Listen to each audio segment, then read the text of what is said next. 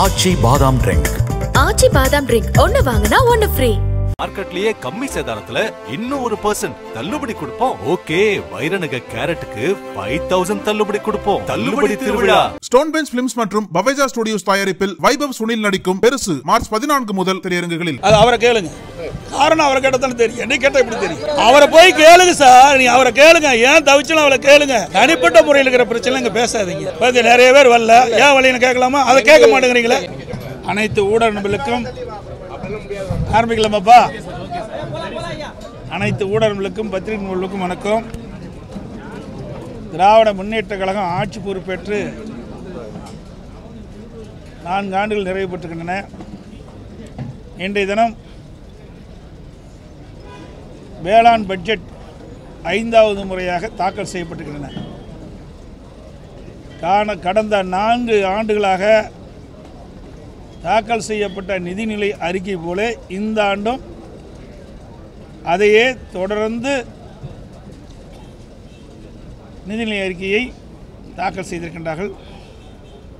திராவிட முன்னேற்ற கழக விவசாயிகளை ஏமாற்றுவதில் வல்லவர்கள் என்பதற்கு பொருத்தமான உதாரணமான திரு ஸ்டாலின் மாடல் ஆட்சியில் தான் விவசாய பட்ஜெட்.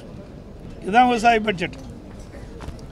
விவசாயத்திற்கு தனி பட்ஜெட் என்று கூறி ஏதோ தனி பட்ஜெட் போட்டால் விவசாயிகள் வளர்ந்து செழித்து வளமாக வாழ்வாள் என்று விவசாயிகள் கனவு கண்டார்கள்.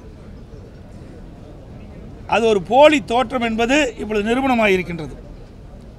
2021-22 முதல் தனி பட்ஜெட் போட்டவர்கள் இன்றைய தினம் 5வது முறையாக வேளாண் பட்ஜெட்டை கிட்டத்தட்ட 1.25 மணி நேரம் சட்டமன்றத்திலே வாசித்து சாதனை படைத்திருக்கின்றார்கள். அதுதான் சாதனை வேளாண் பட்ஜெட்டில்.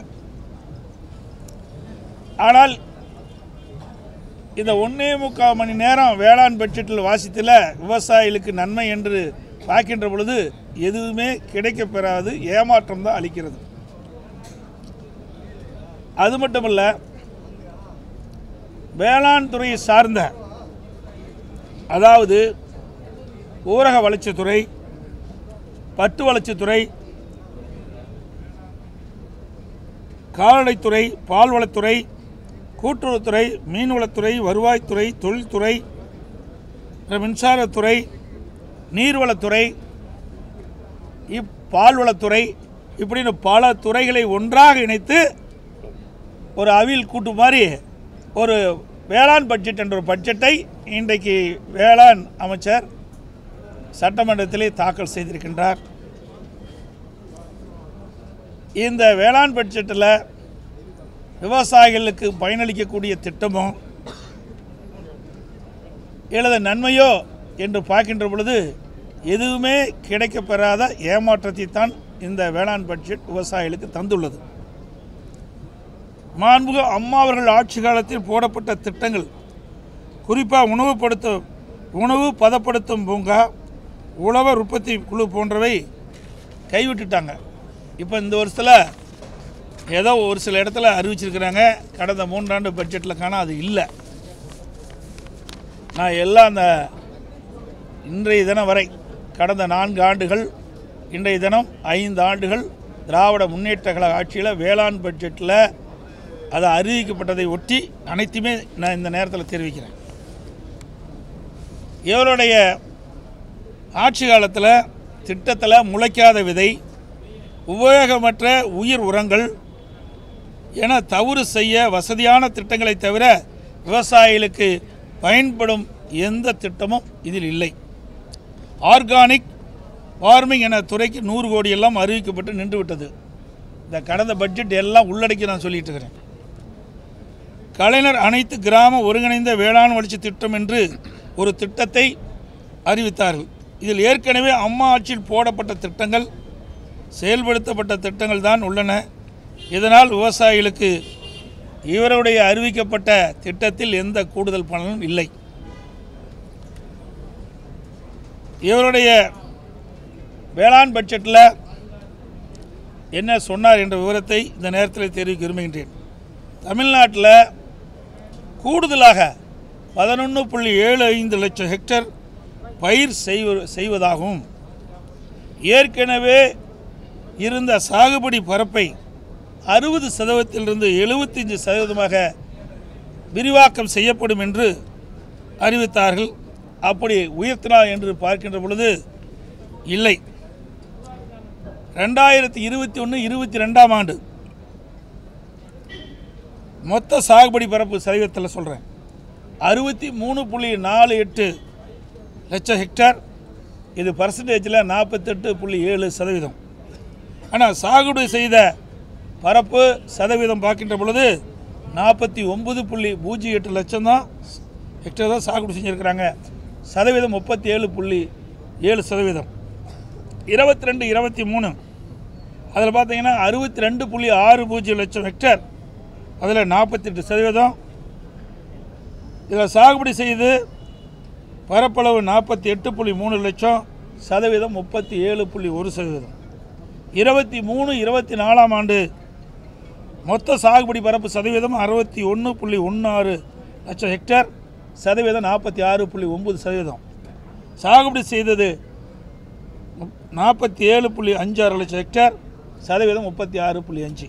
அதாவது 21-22 மொத்த சாகுபடி சதவீதத்துக்கு சாகுபடி செய்த சதவீதத்திற்கும் கணக்கிட்டு பார்க்கின்ற பொழுது 37.7% இருந்த சாகுபடி செய்தவுடைய பரப்பளவு 23-24 கிட்டத்தட்ட 1.2% குறைஞ்சி இருக்குது, அதிகமாகல. இதையெல்லாம் ஆண்டுதோறும் சாகுபடி பரப்பு குறைந்து வருவதை தவிர திமுக ஆட்சி குறைந்து எதுவுமே சாகுபடி செய்தவுடைய பரப்பு அதிகரிக்கலை.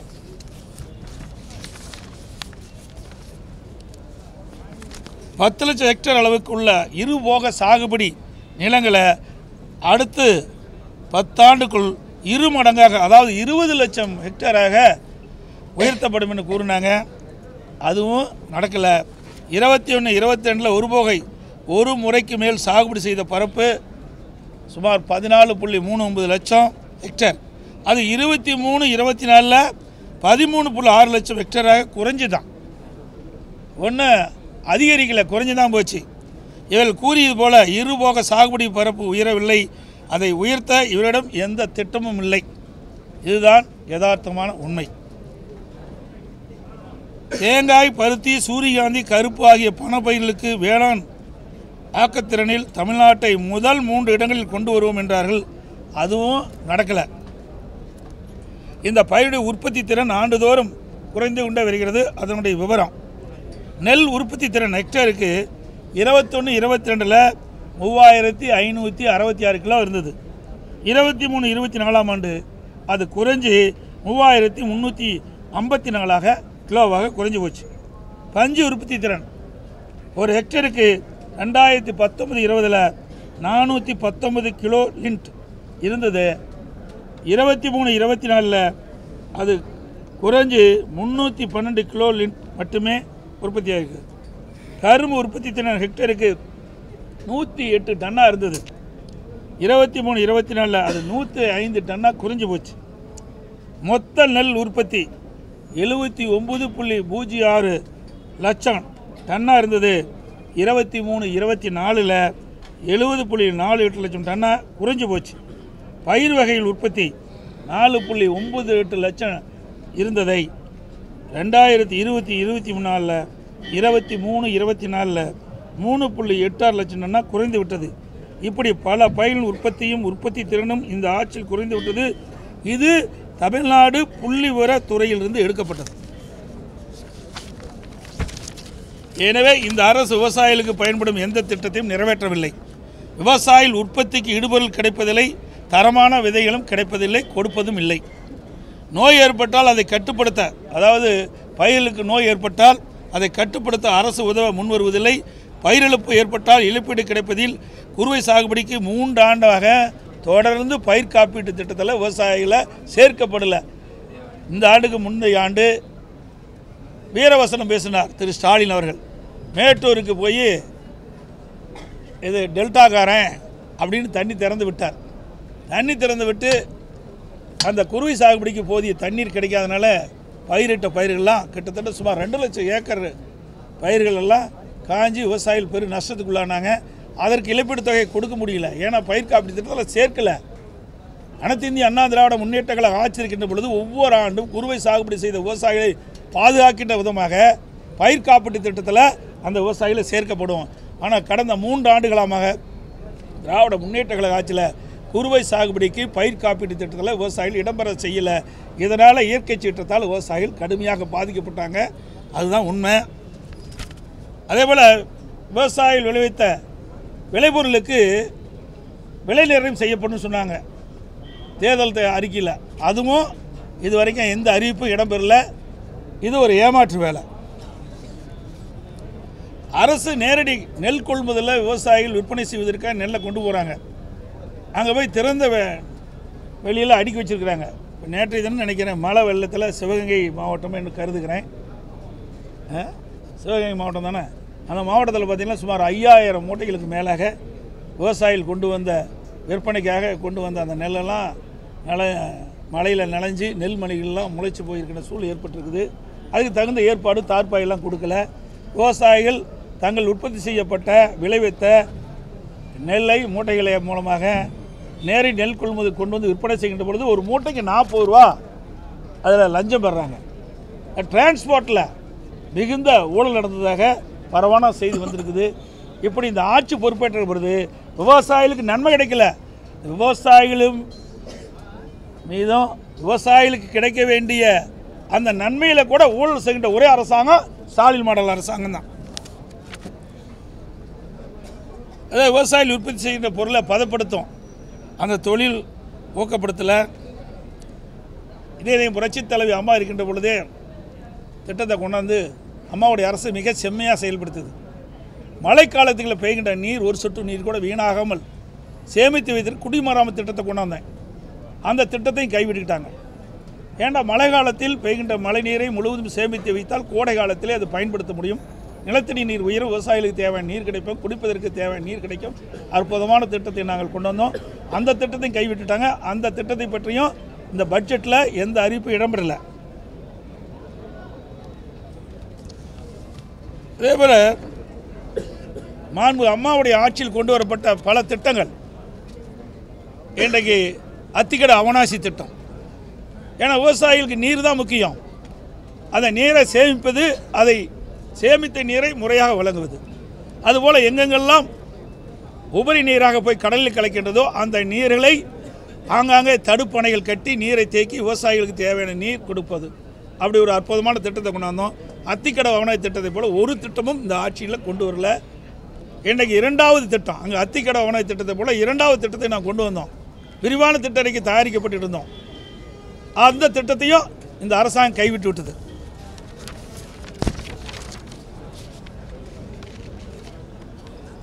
விவசாயிகளுக்கு 24 மணி நேரம் மும்முனை மின்சாரம் வழங்கிட்டு இருந்தோம். தமிழ்நாடு முழுவதும் விவசாயிகள் பயன்பெறுகின்ற விதமாக விவசாயிகளுடைய பம்பு செட்டுகளுக்கு மும்முனை மின்சாரம் 24 வழங்கிட்டு இருந்தோம். இப்போ நீங்கள் டெல்டா மாவட்டத்தில் ஒரு சில இடத்துல வழங்குறாங்க. மற்ற மாவட்டங்களிலெல்லாம் ஷிஃப்ட் முறையில் தான் இந்த விவசாய பம்பு செட்டுகளுக்கு மின்சாரம் வழங்குவது இந்த அரசாங்கம். நாங்கள் கொடுத்து வந்த அந்த சலுகையும் விவசாயிகளிடமிருந்து பறிக்கப்பட்ட அரசாங்கம் ஸ்டாலின் மாடல் அரசாங்கம்.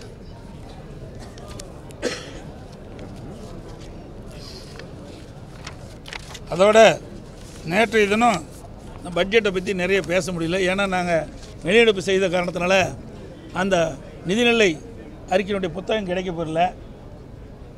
அதனால் நாங்கள் முழுமையான விவரத்தை சொல்ல முடியல. அதனால் நேற்றைய தினம் பட்ஜெட்டில் பார்த்திங்கன்னா மொத்த அரசாங்கத்தினுடைய வருவாய் 3,31,568 கோடி. அரசாங்கத்துடைய மொத்த செலவு 3,73,201 கோடி. வருவாய் பற்றாக்குறை 42,000 கோடி. இதுதான் இந்த ஆட்சியினுடைய லட்சணம். திராவிட முன்னேற்ற கழக தேர்தல் அறிக்கையில் 2021 திராவிட முன்னேற்ற கழக தேர்தல் அறிக்கையில் நிதி மேலாண்மை என்ற ஒரு குழு அமைச்சோம். நிதி மேலாண்மை சரி செய்வதற்காக ஒரு குழு அமைக்கப்பட்டாங்க. நிபுணர் குழு அமைக்கணும்னு சொன்னாங்க. அதை அமைச்சாங்க. அந்த நிபுணர் குழு அமைக்கப்பட்ட பிறகு அந்த நிபுணர் குழு என்ன பணி செய்து அதனுடைய அறிக்கை அரசாங்கத்தை தாக்கல் செய்தார்களா? அந்த அறிக்கையில் என்னென்ன சுட்டி காட்டியிருக்கின்றார்கள்? அதையெல்லாம் எதுவுமே இது வரைக்கும் வெளியிடலை. நான் பல முறை கேட்டுட்டேன், வெள்ளை அறிக்கை வேணும்னு சொல்லி அதெல்லாம் வெளியிடலை. இந்த குழு அமைச்ச பிறகு தான் அதிகமாக கடன் வாங்கிட்டு இருக்கிறாங்க. அதுதான் யதார்த்தமான உண்மை. இந்த ஆண்டு 25-26ஆம் ஆண்டு பார்த்தீங்கன்னா 1,05,000 கோடி கடன் வாங்குறதா சொல்லியிருக்கிறாங்க. இப்போ இந்த அரசாங்கனுடைய வேடிக்கை என்னென்னா, இப்போ அறிவிக்கப்பட்ட திட்டங்கள் எல்லாம் கடன் வாங்கித்தான் இந்த திட்டத்தை நிறைவேற்ற முடியும். வெட்ட வெளிச்சத்துக்கு வந்துடுது. எல்லா பத்திரிகை ஊடகத்திலையும் நீங்கள் தெரிவிச்சிட்டீங்க. இருந்தாலும் மக்கள் தெரிந்து கொள்ள வேண்டும் என்பதற்காக சொல்கின்றேன். இந்த அரசாங்கம் இன்றைக்கு கடனிலே முழுகி கொண்டு இருக்கின்றது. இன்றைக்கு எந்த ஒரு திட்டத்தை அறிவித்தாலும் அந்த திட்டம் நிறைவேற்றப்பட வேண்டும் என்றால் கடனை பெற்றுத்தான் அந்த திட்டத்தை நிறைவேற்ற முடியும். இதுதான் இந்த அரசுடைய நிலை. இப்படிப்பட்ட அவல நிலையை இந்த அரசு ஏற்படுத்தியிருக்கின்றது. கடந்த ஆண்டு இந்தியாவிலேயே கடன் வாங்குவதில் முதல் மாநிலம் என்ற பெருமையை திரு ஸ்டாலினுடைய அரசு பெற்றிருக்கு என்பது இதுதான் இந்த ஆட்சியுடைய சாதனை. விவசாய அண்டை மாநிலங்களில் இருக்கக்கூடிய இந்த நதிநீர் பிரச்சனை என்பது தொடர்ந்துருக்கு. நீங்கள் முதலமைச்சர் கேரளா வரை சென்று பேச்சுவார்த்தை நடத்திருக்கீங்க. இந்த 22ஆம் தேதி அண்டை மாநிலத்தில் இருக்கக்கூடிய முதலமைச்சர்கள் பிரதிநிதிகள்லாம் தமிழ்நாடு வந்திருக்காங்க. தொகுதி மலரை பிரச்சனை இருக்கா? அதிமுக அவங்களை சந்திச்சு இந்த நதிநீர் பிரச்சனை இதில் கோரிக்கை முன்வைக்கிறீங்க. நாங்கள் என்னப்படி சந்திக்கணும்? நல்லா புரிஞ்சுக்கிங்க சார். நீ கேட்ட கேள்வி அருமையான கேள்வி. யாரோட யார் கூட்டணி இருக்கிறாங்க? காங்கிரஸோட தானே திமுக கூட்டணியில் அங்கே வைக்குது. ஆனால் அதையெல்லாம் அவர்களுக்கு கவலை இல்லை. திராவிட முன்னேற்ற கழக கட்சிக்கோ இன்றைய முதலமைச்சர் ஸ்டாலினுக்கோ மக்களை பற்றி கவலைப்படுவது கிடையாது. நமக்கு தண்ணி கிடைச்சானே, தண்ணி கிடைக்காட்டி போனால் என்ன, எப்படியாவது அரசியல் செய்ய வேணும், அப்படித்தான் திரு ஸ்டாலின் நினைக்கிறார். இன்றைக்கு கர்நாடகத்தில் ஆள்வது காங்கிரஸ் கட்சி. காங்கிரஸ் கட்சியோட தான் இந்தியா கூட்டணியில் திராவிட முன்னேற்றம் அங்கே வைக்குது. அவளோட பேச்சுவார்த்தை நடத்தி நமக்கு கிடைக்க வேண்டிய உரிமையை பெற வேண்டும்ல. அப்புறம் இந்தியா கூட்டணி மூச்சுக்கு 300 தடவை சொல்கிறாரு. அந்த இந்தியா கூட்டணி மூலமாக தமிழ்நாட்டுக்கு என்ன நன்மை கிடைக்க போகுது?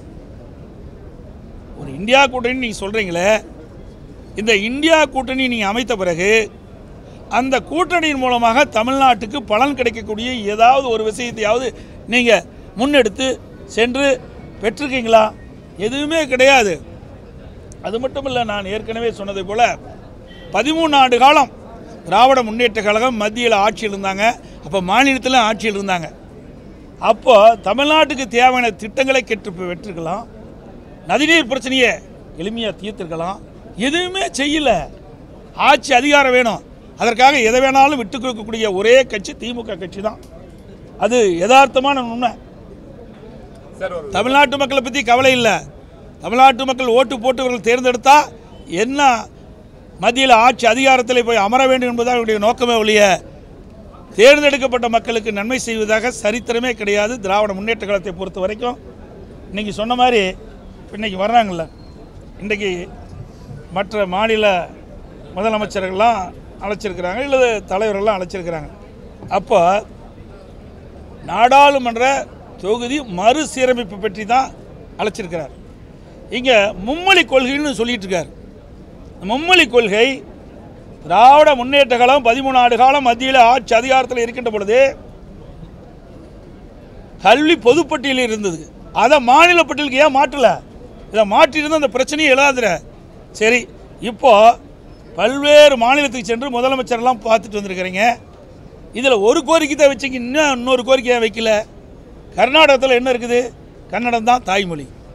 தெலுங்கானாவில் என்ன இருக்குது? தெலுங்கு தான் தாய்மொழி. ஒரிசாவில் என்ன இருக்குது? ஒரியா தான் தாய்மொழி. கேரளாவில் மலையாளம் தான் தாய்மொழி. இங்கே எல்லாம் போய் அங்கங்கே இருக்கின்ற அந்தந்த கட்சி தலைவர்கள் அங்கங்கே கட்சியில் இருக்கிற முதலமைச்சரை பார்த்து இந்த நாடாளுமன்ற தொகுதி மறுவரை கூட்டத்தில் கலந்துன்னு சொல்கிறீங்களே, இதை ஏன் வைக்கல? இந்த கோரிக்கை ஏன் வைக்கல? எல்லாம் தாய்மொழி தானே முக்கியம். நாம் என்ன கோரிக்கை வைக்கிறோம்? ஆங்கிலம் தமிழ் 2 மொழியும் தொடர வேண்டும்னு நம்ம வைக்கிறோம். மும்மொழி கொள்கை வேண்டான்னு. அப்படி மற்ற மாநில இன்றைய அமைச்சர்கள்லாம் சென்றாங்க, அவளை அழைக்கிறீங்களே, அழைப்பு கொடுக்கல, அப்பொழுது ஏன் இதை வலியுறுத்தலை? ஏன்னா அவங்களாம் கேட்க மாட்டாங்க. ஏன்னா கர்நாடகத்தில் தேசிய கொள்கையை ஏற்றிட்டாங்க, தெலுங்கானாவில் ஏற்றிக்கிட்டாங்க. அதனால அதை அவர் சொல்லவே மாட்டாங்க.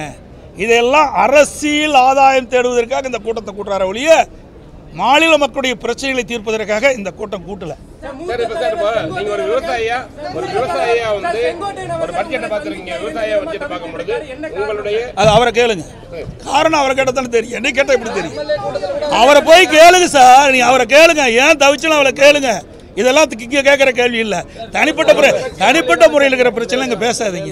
எங்களுக்கு நிறைய பேர் வரல, ஏன் வழின்னு கேட்கலாமா? அதை கேட்க மாட்டேங்கிறீங்களே. ஒரே நிமிஷம், இங்கே எத்தனை பேர் வந்திருக்கிறோம்?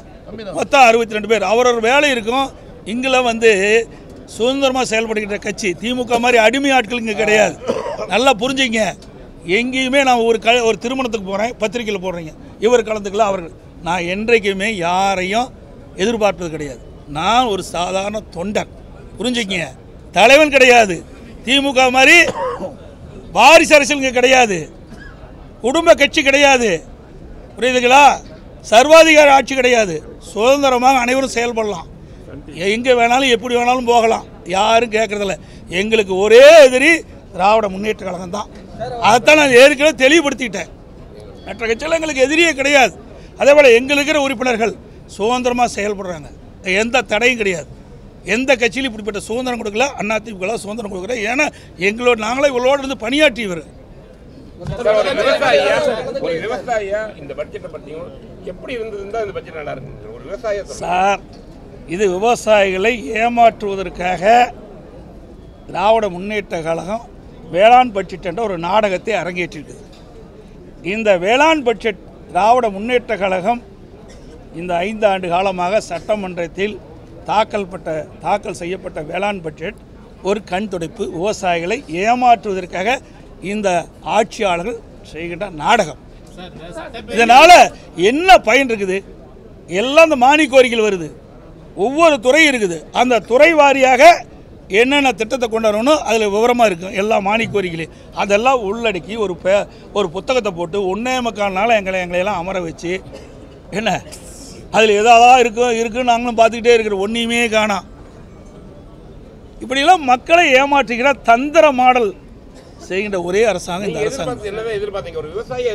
சார், விவசாயிகளுக்கு தேவையான திட்டங்கள், விவசாயிகளுக்கு என்ன அக்ரிகல்ச்சரில் என்னென்ன இருக்குது?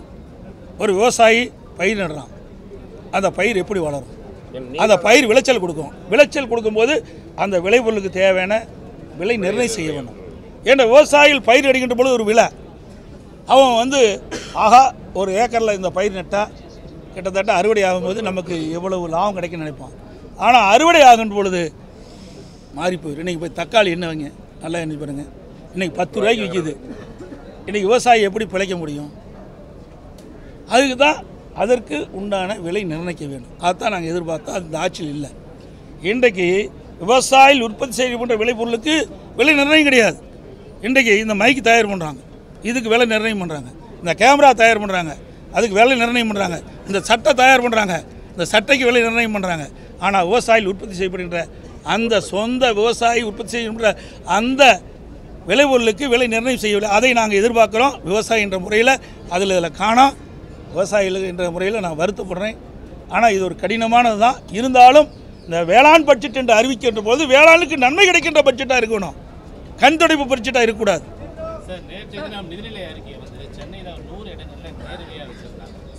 தமிழ்நாடு பூரா 950 இடத்துல வச்சாங்க.